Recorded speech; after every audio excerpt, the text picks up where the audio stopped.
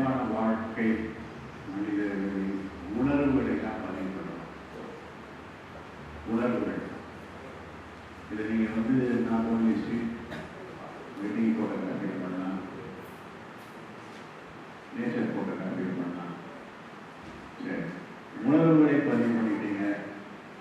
வேற ஏதாவது இருக்குமா சார்? மனுஷங்களே இல்லையே என்ன பண்ணலாம்? மனுஷங்களே இல்லையே என்ன பண்ணலாம்?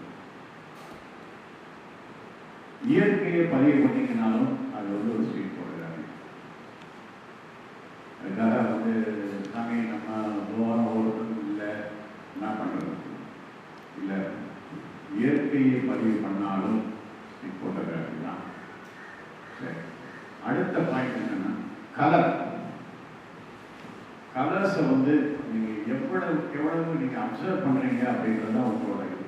கலர்களை வண்ணங்களை நீங்கள் பார்த்துட்டே இருக்கணும். பார்த்தீங்கன்னா தான் உங்களுக்கு இந்த ஸ்ட்ரீட் ஃபோட்டோகிராஃபி ஒரு சுவாரஸ்யமாக இருக்கும். சரி, இன்னைக்கு ஏதாவது கொஸ்டின்ஸ் இருந்தால் சொல்லுங்கள். கூட கேட்டீங்கன்னா நான் அதுக்கு பதில் சொல்லிட்டே வருவேன். ஒரு இன்ட்ரெஸ்டிங்காக இருக்கும்.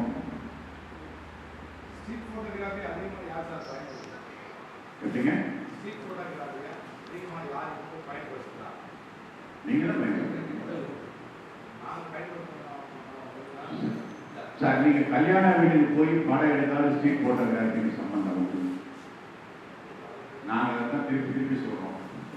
ஸ்ட்ரீட் ஃபோட்டோகிராஃபியில் அது இன்னொரு கேண்டிட் ஃபோட்டோகிராஃபி. அதில் லைட்டிங் ஒரு முக்கியத்துவம் வாய்ந்த இடம் ஸ்ட்ரீட் ஃபோட்டோகிராஃபி.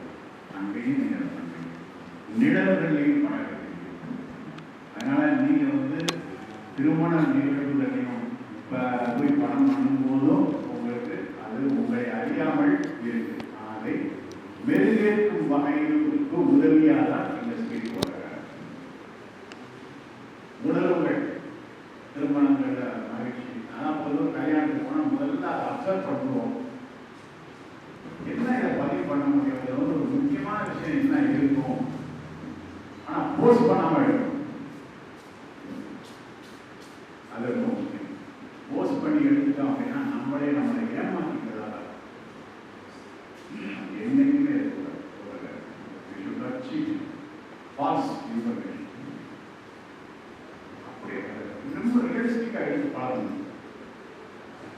அது இன்னொரு என்னன்னா ஃபோட்டோகிராஃபி ஆல்சோ ஃபோட்டோ ஜேர்னலிசம். 15 தலைப்புகள் சொல்லியாச்சு.